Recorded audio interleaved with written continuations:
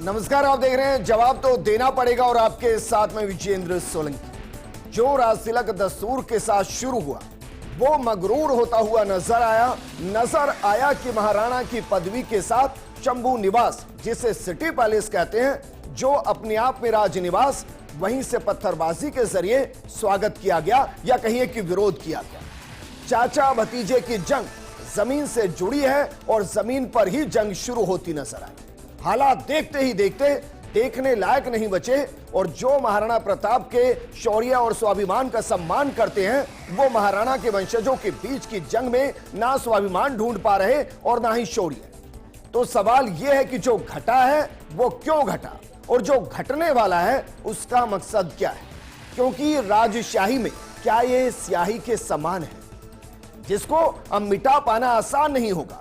आज बात इसी मुद्दे पर, क्योंकि देश तो गुनगुनाता है और गुनगुनाता रहेगा कि वो अजर अमरता का गौरव, वो मानवता का विजय तूर्य, आदर्शों के दुर्गम पथ को आलोकित करता हुआ सूर्य, महाराणा प्रताप की खुददारी भारत माता की पूंजी है। ये वो धरती है जहां कभी चेतक की टापे गूंजी।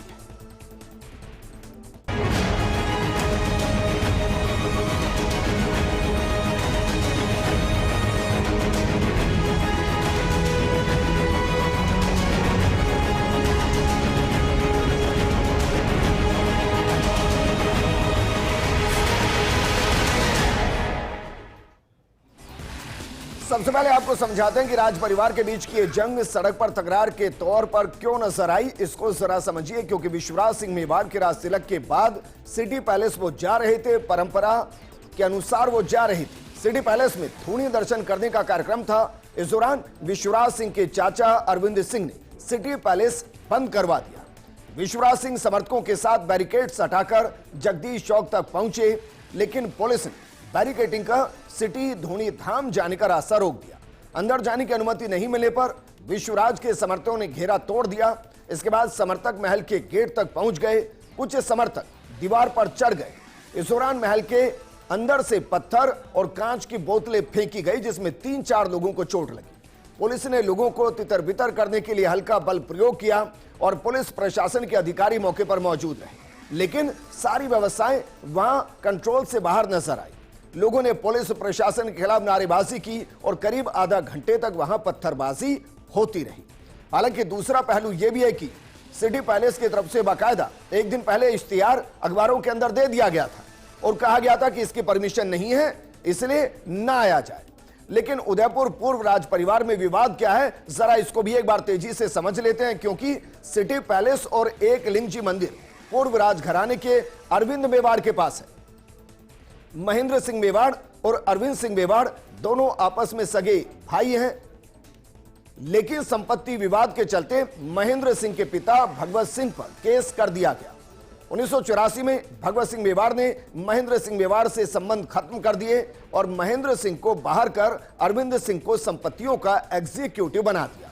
तब से सिटी पैलेस सहित परिवार की संपत्ति की देखरेख अरविंद मेवाड़ कर रहे हैं। वहीं महेंद्र सिंह मेवाड़ का परिवार सिटी पैलेस के पास सामोर बाग के अंदर रहता है।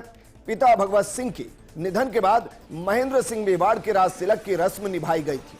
वहीं 10 नवंबर 2024 को महेंद्र सिंह के निधन के बाद बेटे विश्वराज सिंह का राजतिलक किया गया। दूसरे बेटे अरविंद का दावा है कि महेंद्र को पिता भगवत सिंह ने बहिष्कृत कर दिया था। उनकी वसीयत के एग्जीक्यूटर वो खुद हैं, इसलिए वो यहां इन्हें रस्म निभाने नहीं देना चाहते। लेकिन रस्म अदायगी के बीच में जो रंजिश है और जिस रंजिश के साथ राजतिलक जुड़ चुका है, क्या वो राजशाही के अंदर, वो राज के अंदर की स्याही है जो परंपराओं को आगे बढ़ाते हुए एक ऐसा काला धब्बा नजर आ रहा है जिसको मिटाना सभी के लिए जरूरी, क्योंकि ये वंशज महाराणा प्रताप का है। इस मुद्दे पर बात करने के लिए हमारे साथ मौजूद हैं पूर्व रिटायर्ड आईपीएस अधिकारी योगेंद्र जोशी जी और हमारे रेजिडेंट एडिटर रवि शर्मा। रवि, हालांकि हमने बीजेपी और कांग्रेस को भी बुलाया, लेकिन दोनों ने ही इस प्रोग्राम में आने से इनकार कर दिया। वजह हम नहीं जानते, लेकिन जो वहां घटा है उसके बाद आज जब सूरज निकला, उस सूरज के साथ किस तरीके की बातें वहां हो रही थी, क्योंकि वहां विश्लेषण हो रहा होगा कि सिटी पैलेस जीता या विश्वराज सिंह मेवाड़ जीते।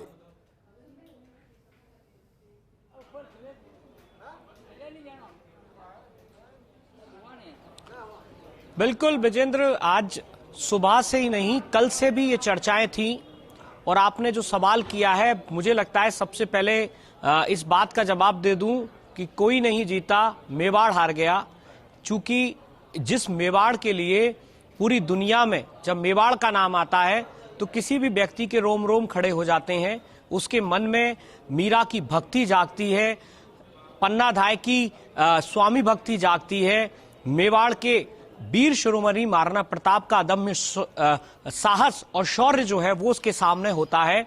ऐसी भूमि जिसकी माटी के आपके किसी के सर पर स्पर्श मात्र से उसमें एक नई ऊर्जा का संचार हो जाता है, ऐसे राजवंश के दो पक्ष जो हैं वो सड़कों पर उतर आए, सड़कों पर आमने सामने हुए, पथराव हुआ, एक दूसरे के बारे में अच्छी बातें नहीं कही गई। तो इस सब से मेवाड़ की जो शौर्य गाथा है उसको धक्का जरूर लगा। तमाम जो पर्यटक यहाँ पर आए हैं, आज भी हमने सुबह से यहाँ देखा है कि जो लोग भी यहाँ पर आ रहे हैं उनमें एक चर्चा है कि ये क्या हुआ है, इतनी पुलिस फोर्स क्यों डिप्लॉय की हुई है, इस तरीके से बैरिकेटिंग क्यों की हुई है, इस इलाके में एक तरीके से कहें तो कर्फ्यू का माहौल क्यों है। चूंकि अभी विजेंद्र जहां मैं खड़ा हुआ हूं, ये सिटी पैलेस का वो मुख्य द्वार आपको मेरे पीछे नजर आ रहा होगा और ये वो रोड है जहां पर आम दिनों में पर्यटकों की, देशी विदेशी सैलानियों की बड़ी अच्छी खासी चहल पहल रहती है। ये तमाम जो दुकानें हैं, ये हैंडीक्राफ्ट्स की दुकानें हैं, हैंडमेड आइटम्स की दुकानें हैं, ये यहाँ पर चहल पहल होती है। लेकिन अभी चारों तरफ सुनसान और एक सन्नाटा पसरा हुआ है। दिखाई दे रहे हैं तो सिर्फ पुलिस के जवान जो कि कल रात से यहाँ पर डटे हुए हैं। तो जीता कोई नहीं है, ना सिटी पैलेस प्रबंधन जीता है, ना विश्वराज सिंह के समर्थक जीते हैं। हारा है तो मेवाड़ हारा है। और इस बात की, इस तरह के दृश्य की कल्पना शायद किसी भी मेवाड़ वासी ने सपने में भी नहीं की होगी कि एक दिन ऐसा आएगा जब उस पराक्रमी वंश के जो वंशज हैं वो रणभूमि की उन मर्यादाओं को भूलते हुए सड़कों पर आमने सामने हो जाएंगे, एक दूसरे पर पथराव की नौबत आ जाएगी। पुलिस और प्रशासन जो है वो एक तरीके से कहें तो असहाय नजर आएगा। चूंकि कई मर्तबा दोनों पक्षों के बीच में आपसी सुलह के लिए पिछले 24 घंटों में कई कोशिशें हुई हैं, लेकिन इन कोशिशों का नतीजा सिफर रहा है। किसी तरह का कोई नतीजा नहीं निकल पाया और दोनों ही पक्ष अपनी जगह सही है। क्या ये कहा जाए भाई, एक तरफ विश्वराज सिंह मेवाड़ है जो बड़े भाई के बड़े बेटे हैं इसलिए वो दावा ठोक रहे हैं, और दूसरी तरफ वो हैं जिनको सत्ता सौंपी गई, जिनको वहां पर सारी जिम्मेदारियां दी गई, उनके बेटे हैं। अब मेरा सवाल यह है कि क्या यह भी वहां पर बातें हो रही हैं कि अगर विश्वराज मेवाड़ सिटी पैलेस के अंदर जाकर रस्म पूरी कर देते तो फिर वो ही महाराणा कहलाते, वो नहीं कहलाते जिनको जिम्मेदारियां सौंपी गई।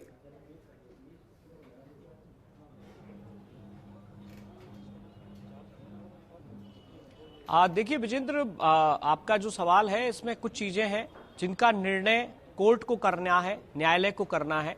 लेकिन दूसरी तरफ अगर संस्कृति सरोकारों की बात करी जाए, परंपराओं की बात करी जाए, तो चूंकि पिछले कई बार से कई महाराणाओं का जब भी राज तिलक हुआ उसके बाद एक परंपरा बनी हुई थी कि वो धूनी के दर्शन करते, उस पवित्र धूनी के दर्शन करते और उसके बाद में आगे की जो रस्में होती हैं, चूंकि एक महाराणा का तिलक दस्तूर उसी स्थिति में होता है जब पूर्व महाराणा की मृत्यु हो जाए अथवा वो अपनी गद्दी को छोड़े। तो इन तमाम परिस्थितियों में जो महाराणा का राज तिलक होता है उसके बाद ये दस्तूर होता है कि वो धूनी के दर्शन करे, भगवान एकलिंगनाथ के दर्शन करे। तो ये जो परंपराएं हैं, तमाम जो यहाँ के आसपास के जो ठिकानेदार हैं, मेवाड़ के जो अलग अलग ठिकाने हैं, वहां के राव उमराव हैं, उनका ये मानना था कि परंपराएं पूरी हो जाएं, अकॉर्डिंग टू लॉ पूरी हो। तो इसी वजह से उन्होंने परमिशन भी मांगी थी, या यूं कहे कि जिला प्रशासन को अनुरोध किया था कि वो सिटी पैलेस प्रबंधन से बात करके और कुछ इस तरह की व्यवस्था कराए कि वो मंदिर है, धूनी जो है वो एक तरीके का मंदिर है, वहां पर किसी की भी आवाजाही पर रोक नहीं होनी चाहिए, कोई भी जाके वहां दर्शन कर सके, ऐसी व्यवस्था हो जाए और ये परंपरा का निर्वहन हो जाए। लेकिन चूंकि ठीक है, कानूनी मैं वापस अड़चनें आपके अपनी पास आऊंगा, जगह। लेकिन एक और सवाल का जवाब मैं आपसे चाहता हूं। भाई, परंपरा है कि हम कैलाश मानसरोवर की यात्रा करके आए और महादेव के साक्षात दर्शन करके आए, यह परंपरा है और इसमें संस्कृति भी है, इसमें धर्म भी है, इसमें आस्था भी है। लेकिन कानून क्या कहता है कि इंटरनेशनल बॉर्डर को क्रॉस करेंगे तो परमिशन के साथ होगा, अप्रूवल के साथ होगा। एक और उदाहरण देता हूं, आज अगर कोई बच्चा गोद लेना चाहे तो ये तो मानवता का काम है, करना चाहिए, लेकिन होता क्या है, आपको पूरे एक प्रोसीजर से आना पड़ेगा और कानूनी तौर पर गोद लेना पड़ेगा। आप समझ रहे मैं क्या कह रहा हूं? भाई, एक दिन पहले इश्तिहार छाप दिया गया, कहा गया कि नहीं आ सकते। आस्था किसी के उस प्रीमाइसिस के अंदर नहीं जा सकती जो किसी के अधीन हो, और ये तो जानते होंगे सब।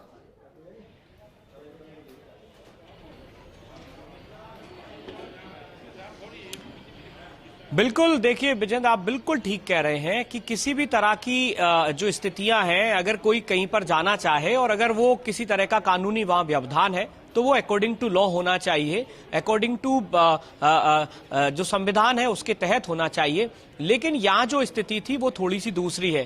पहली बात तो ये कि मैं इस बात को थोड़ा सा और पीछे की तरफ आपको लेके जाऊंगा कि राजतिलक जो हुआ है, अगर संवैधानिक तौर पर देखें, जब से लोकतंत्र की व्यवस्था देश में लागू हुई तो राजतंत्र का खात्मा हुआ, तो किसी भी तरह के राजा महाराजा और उनके पदनाम जो हैं वो पूर्व जिनके आगे लगा दिया गया।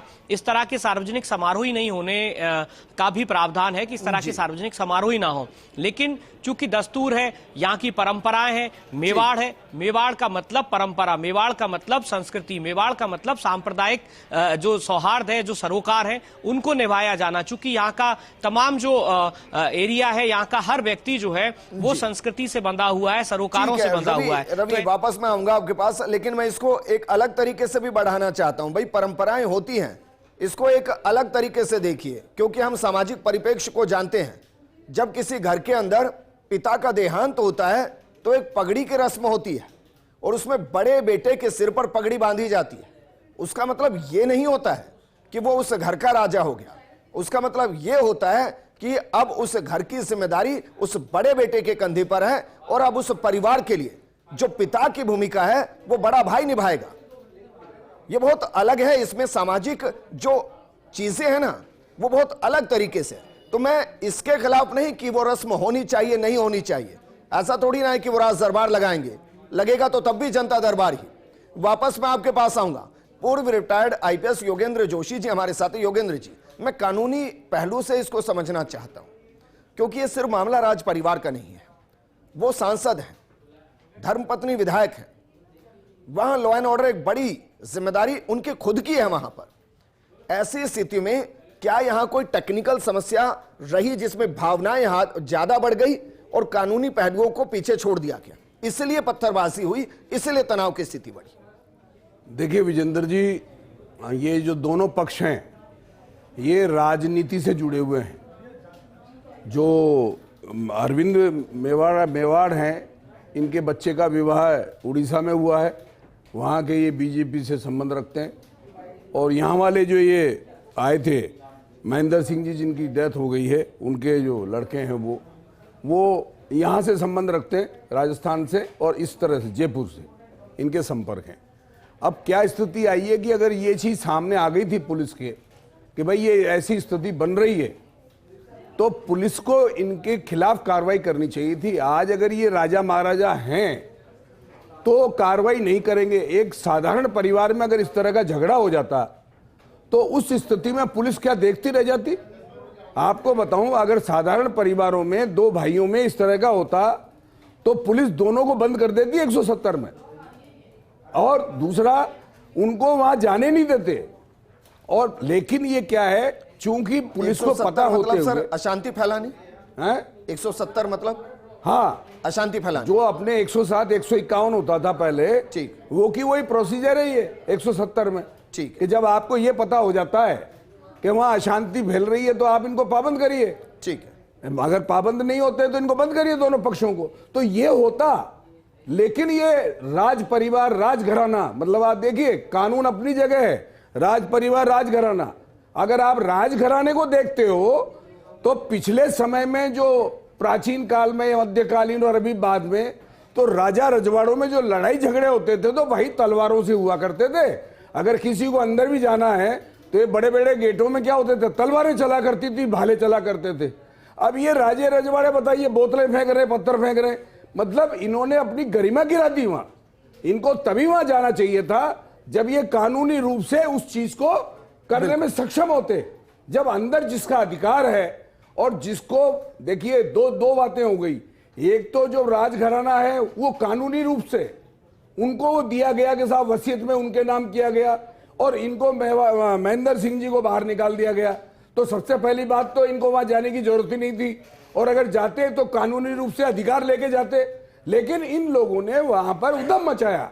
मैं कहता हूं एक राजा महाराजा समान ऐसे बड़े लोगों को ये जनता के सामने क्या इस तरह का उदाहरण प्रस्तुत करना चाहिए था कि ये बोतलें फेंक रहे, भाटे फेंक रहे हैं और पुलिस उनकी गुलाम की तरह खड़ी हुई है। पुलिस को इन दोनों परिवारों में से जो गेट के बाहर उद्यम कर रहा था उसको 170 सीआरपीसी में तुरंत बंद करना चाहिए था। वो उसके घर में थे दूसरे महेंद्र सिंह जी। अगर आप उसके कोई किसी के घर में जाके बाटे मारेगा तो वो क्या करेगा भाई, पुलिस से रिक्वेस्ट करेगा। पुलिस से उनने एक दिन पहले रिक्वेस्ट कर दी, अखबार में निकाल दिया कि भाई मेरे घर में नहीं आओगे, मैं अनुमति नहीं दूंगा।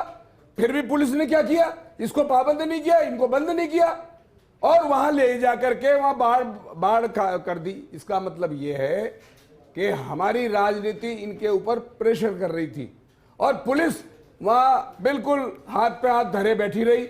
उसका नतीजा यह हुआ कि जगदीश चौक पर उद्यम मचता रहा और ये क्या करते रहे और उसके बाद में चले गए। मतलब आप देखिए पुलिस ने क्या किया, कुछ नहीं किया उसका। अब क्या करते ये तो पता कर लेते हैं। रवि हमारे साथ वहां से। रवि भाई पॉइंट वैलिड है, वाकई में वैलिड पॉइंट है कि भाई पत्थर चले हैं, सिर फूटे हैं, तस्वीरें दिखाई गई हैं। क्या मामला दर्ज हुआ है, वहां पर गिरफ्तारियां हुई है, पूछा गया है, किसी को जिम्मेदार वहां ठहराया गया, अकाउंटेबल कोई है वहां?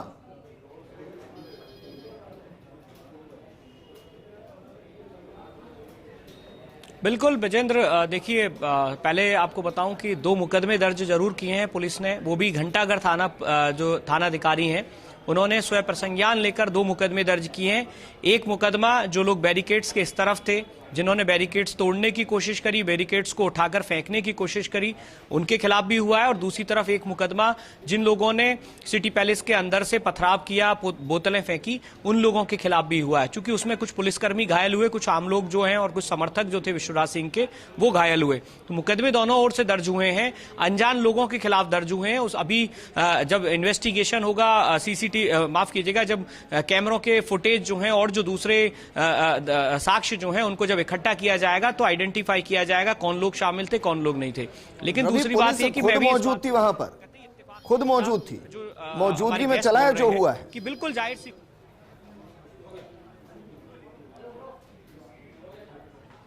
बिल्कुल बिल्कुल। देखिए इस बात में कोई शक नहीं है कि इस तरीके से सार्वजनिक तौर पर किसी को किसी भी तरह का उपद्रव करने की परमिशन नहीं दी जा सकती। लेकिन विजेंद्र एक बात और है, वो बात ये कि दरअसल इस देश में एक सबसे बड़ी मैं कहूंगा एक समस्या जो है वो ये होती है कि आप संवेदनाओं में, जब भावनाओं में जब बह जाते हैं तो शायद ये ध्यान नहीं रहता कि वो अकॉर्डिंग टू लॉ नहीं है, बियॉन्ड द लॉ है। और ये जो स्थितियां कल जो बनी है वो बहुत हद तक मैं कहूंगा कि वो भावनाएं भी थी। चूंकि ये बिल्कुल सही है कि इस देश में आज के समय में राजतंत्र की बिल्कुल कोई जगह नहीं है, राजतंत्र नहीं है, देश का लोकतंत्र है। या हर व्यक्ति को समान अधिकार मिले हुए हैं, चाहे वो आम हो या खास हो, हर व्यक्ति को एक वोट का राइट मिला हुआ है। जरिए अराजकता नहीं हो सकती। भावनाएं अगर किसी की उमड़ती है तो शांतिपूर्ण धरना दिया जा सकता है, वहां मौन व्रत रखा जा सकता है, कह दिया जाए कि आप अपना तय कर लीजिए, हम यहां शांतिपूर्ण सब कुछ त्याग कर बैठे हैं, आप तय करके आइए। पत्थरबाजी नहीं होती और पत्थरबाजी को कभी भावनाओं का रूप दिया भी नहीं जाना चाहिए। समस्या यही है कि हमने इनको जोड़ा और इसीलिए इतनी बड़ी घटनाओं को हर कोई नजरअंदाज कर देता है, भावनाओं का नाम देकर, कहकर कि नहीं इमोशंस से इमोशंस में सब हो गया।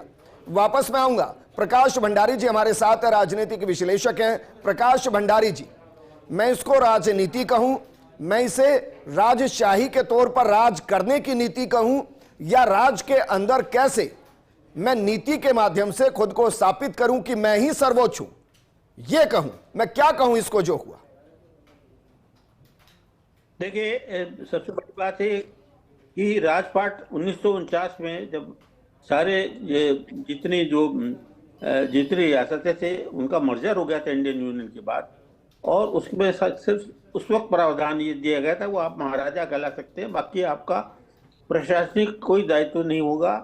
आपको प्रिवी पर्स दिया जाएगा जो वो आगे चलकर 1972 में वो भी बंद कर दिया गया। और आज की स्थिति में कि ये जो कोरोनेशन, राज तिलक और राज्याभिषेक की जो बातें होती है उसका कोई संवैधानिक औचित्य तो है नहीं, लेकिन एक बात जरूर करनी है कि किसी परिवार के, किसी की कुल की कोई परंपरा है तो मुझे लगता है कि उसका निर्वाह किया जाना चाहिए। अगर परिवार में कोई मुखिया होता है तो उसका उसका उसका निधन हो जाता है, तो पगड़ी का दस्तूर होता है, सामान्य परिवारों में भी होता है। बिल्कुल। तो राज परिवारों में एक प्रथा है, एक संस्कृति है, वो चली आ रही है, और वो ये है कि साहब वो ये समझते हैं कि हमारे कुल के जो नायक हैं, जो महाराजा कहलाते हैं, ये महाराजा कहलाते हैं, उनका ये गद्दी खाली नहीं है, वो उनका एक निजी अपना एक निजी भावनात्मक एक स्टैंड है, और उस वो एक वो सामाजिक ये या पारिवारिक एक जो है होता है जिस हिसाब से उसका निर्वाह करते हैं, और इसी तरीके से उनका राज्याभिषेक किया जाता है।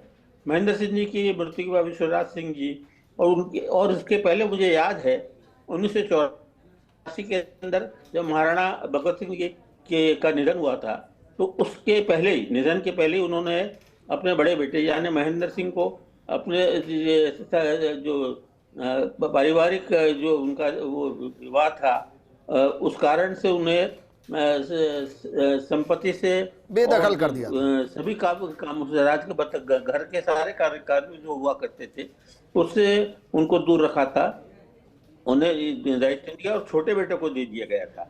उसके बावजूद जो है वहां पर एक धड़ा जो था, जो महेंद्र सिंह जी के पक्ष में था, उनका राज्याभिषेक किया गया था और उस पर भी बहुत विवाद हुआ था। और अब वो विवाद पूरे 40 साल बाद, वो भी नवंबर का महीना था, और ये भी देखिए वो 40 साल बाद ये विवाद वापस उठा है। लेकिन इस बात के देखिए जो प्रशासनिक तत्व है तंत्र है, उसे इस बात को भी समझना पड़ेगा कि किसी परिवार की किसी राज परिवार रहा हो, अब वो साधारण परिवार है, उसके अपने जो फैमिली के अपने जो पारिवारिक दायित्व हैं उनका निर्वाह अगर करते हैं तो इसमें कोई बुराई नहीं होनी चाहिए। नहीं, लेकिन प्रकाश भंडारी जी, समस्या भाई यहाँ ये है कि जिसे आप पारिवारिक दायित्व कह रहे हैं वो परिवारों के विवाद के अंदर का दायित्व है। अब ये तो नहीं हो सकता ना कि आप रस्म अदा करने के लिए वहां जाएं जहां दूसरा भाई चाहता ही नहीं कि आए आप, फिर क्या करेंगे? उसमें देखिए पारिवारिक दायित्व जो है वो एक पूर्वी है। जैसे साधारण घरों में भी अगर किसी परिवार के मुखिया का जो होता है तो उसमें अंदर जो पगड़ी का दस्तूर होता है और उसमें सबसे बड़े लड़के को ही कहा जाता है अब सब इस परिवार के मुखिया आप हैं। नहीं, लेकिन अगर किसी ने बड़े भाई को ही बेदखल कर दिया हो, तो बड़े बेटे को ही बेदखल कर दिया हो, तो फिर कौन होगा मुखिया? परंपरा का निर्वाह हो रहा है। तो लेकिन उसमें सवाल सबसे बड़ी बात है, उसमें नियम कायदे के अंदर रहने वाली ये नहीं है कि आप जो है कानून से छेड़छाड़ करें। ठीक है योगेंद्र जोशी जी, क्योंकि रवि को मैंने आपके सवाल के बाद इसीलिए जोड़ा ताकि मैं ये कंफर्म कर पाऊं कि भाई दोनों तरफ एफआईआर हुई हैं, लेकिन हाँ ये भी कंफर्म है कि गिरफ्तारियां नहीं हुई, पुलिस के सामने सब कुछ घटा है। तो क्योंकि अब यहां तो दस्तूर की बात हो रही है, दस्तूर पर ही सब कुछ टिका है, तो क्या पुलिस ने भी एक दस्तूर निभा लिया कि चलिए एफआईआर तो कर लेते हैं, कम से कम सवाल नहीं होगा, बाकी तो देखा जाएगा जो होगा? बिल्कुल विजेंद्र जी, आपने सही कहा है कि एसएचओ की तरफ से जो मुकदमे दर्ज किए हैं दोनों, ये पत्थरबाजी के दर्ज किए और अज्ञात लोगों के खिलाफ किए हैं। देखो ताज्जुब की बात कि वहां पर मौजूद हैं, एक तरफ से पत्थर मारने वाले दूसरे घर के अंदर हैं मौजूद, उनके नाम नहीं है इसके अंदर। ये पुलिस की सबसे बड़ी, मैं यही तो कहता हूं कि जब राजनीति पुलिस के ऊपर हावी हो जाती है तो ये लोग अपने कानून से काम नहीं करते हैं। दूसरा एक काम और किया है कि 165 सीआरपीसी में जो 145 थी, 165 सीआरपीसी में उस स्थान को पुलिस ने कुड़क किया है, जबकि पुलिस को अधिकार नहीं है उसका जी, लेकिन उस स्थान पर जहां दर्शन करने जाने वाले थे उसको कुड़क कर लिया साहब।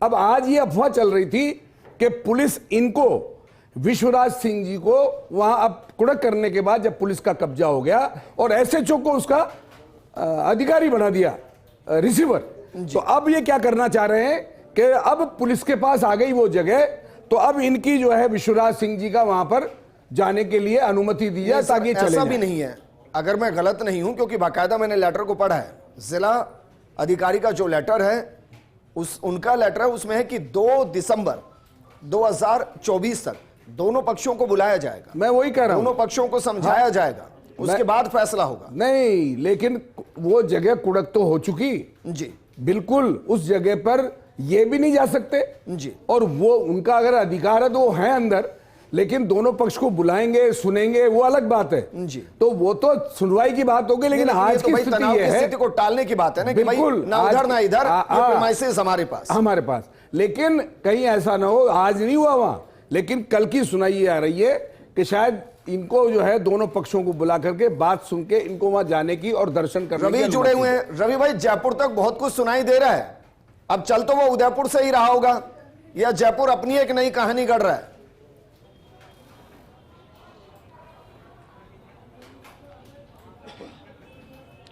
हाँ बिल्कुल, देखिए मैं आपको फैक्ट फाइल बता देता हूं कि 27 तारीख का, यानी कि कल का समय जो है वो दिया गया है, जो जगह अधिग्रहित की गई है। चूंकि जिला प्रशासन ने जिला मजिस्ट्रेट के पास में, चूंकि इसके अलावा कोई और कल जब रात की जो पोजीशन थी विजेंद्र, उस टाइम में कुछ और जो है चीजें नहीं समझ में आ रही थी, चूंकि सिटी पैलेस प्रबंधन ने साफ मना कर दिया था कि हम किसी को एंट्री नहीं करेंगे। तो इसके बाद में चूंकि मॉब था, यहाँ पर बड़ी तादाद में विश्वराज सिंह के समर्थक थे, तो ऐसे में जिला कलेक्टर ने आश्वस्त किया कि ये जो जगह है जिसको लेकर इतना विवाद हो रहा है, उसको जिला प्रशासन और जिला मजिस्ट्रेट की जो पावर है उनके तहत अधिग्रहित कर लिया जाएगा। अधिग्रहित करके उस पर रिसीवर जो है वो थाना अधिकारी घंटाघर को नियुक्त कर दिया गया। एक बात तो ये, इसके तहत जो पक्ष है, यानी कि सिटी पैलेस प्रबंधन, Maharana of Mewar charitable foundation जो है, उसको इस बात के लिए नोटिस दिया गया कि आप कल तक अपना पक्ष रखिए इस पूरे मसले पर। तो ये जो है, ये अधिग्रहण की प्रक्रिया इसलिए की गई थी, इसमें कोई शक नहीं है कि शायद अंदर खाने ये कोशिश हो कि जब एक बार अधिग्रहित कर लिया जाएगा उस जगह को, उसका रिसीवर जो है वो थाना अधिकारी घंटाघर होगा, तो ऐसे में विश्वराज सिंह की ओर से एक एप्लीकेशन दी जाएगी कि फला जगह पर जाने और दर्शन करने की अनुमति जो है वो परंपराएं हैं इसलिए उनको दी जाए, और इस बहाने जिला प्रशासन जो है वो वहां पर उनको दर्शन करा देगा। और एक तरीके से कहते हैं ना कि सांप भी मर जाए लाठी भी ना टूटे, तो कुछ इस तरह की कवायद और कोशिशें थी, लेकिन सिटी पैलेस प्रबंधन ने इस बात से बिल्कुल इनकार कर दिया। दूसरी तरफ जिस जगह को अधिग्रहित किया है उसका पोजीशन जो है, अभी भी पोजीशन सिटी पैलेस के पास में है, यानी कि एमएमसीएफ जो फाउंडेशन है उसके जो ट्रस्टी हैं उन्हीं के पास अभी तक पोजीशन है। पुलिस ने या जिला प्रशासन ने अभी तक उस जगह को, जिसको कि कुर्क किया है, उसका अभी तक पोजीशन हासिल नहीं किया है। तो ये अभी एक ऐसा संशय वाली बात है। खुद विश्वराज सिंह ने इस बात को स्पष्ट किया है कि जब तक पुलिस प्रशासन ने जब कहा है कि हमने कुर्क कर लिया है, तो वहां पर अपना उसको, उस जगह को जो है अपने पोजीशन में ले और उसके बाद दर्शन करवाएं। तो ये जो चीजें हैं अभी संशय की स्थिति है, और यही वजह है कि आज पूरा दिन बीतने को है ना उस तरफ से। ये 20 सेकंड में जवाब दीजिए भाई, दस्तूर पूरा नहीं हुआ, और जब तक दस्तूर पूरा नहीं होगा तब तक विश्वराज मेवाड़ के लिए क्या करना असंभव है, जीवन शैली के हिसाब से भी, क्योंकि परंपरा को अधूरा छोड़ा गया है और उस परंपराओं के अधूरे रहने के बीच में कई पाबंदियां होती है जो निभानी होती होंगी।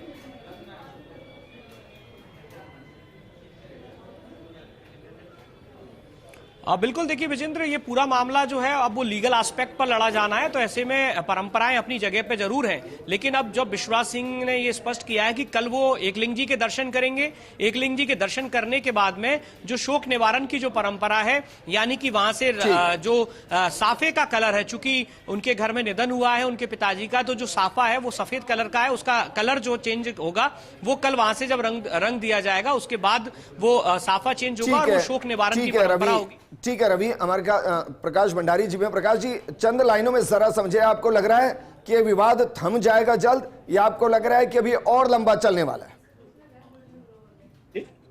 देखिए, एक बड़ी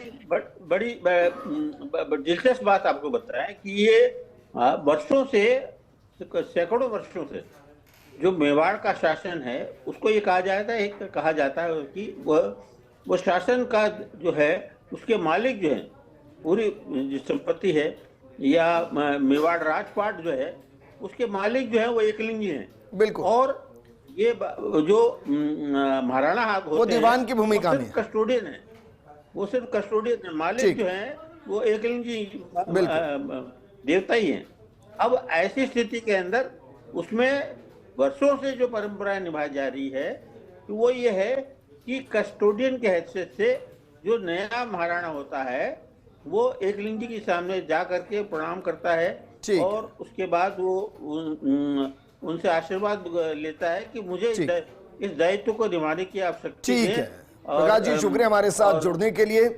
योगेंद्र जी आपका भी शुक्रिया, रवि आपका भी शुक्रिया। और अंत में सिर्फ इतना कहेंगे, जब जब परिवारों के बीच जंग का केंद्र बिंदु इमारत रहेगी, इमारत का मतलब यहां जमीन जायदाद और वो तमाम हक जो होते हैं, तो जब जब किसी परिवार के बीच जंग का केंद्र बिंदु इमारत होगी, याद रखिएगा इतिहास गवाह है, तब महाभारत। नमस्कार।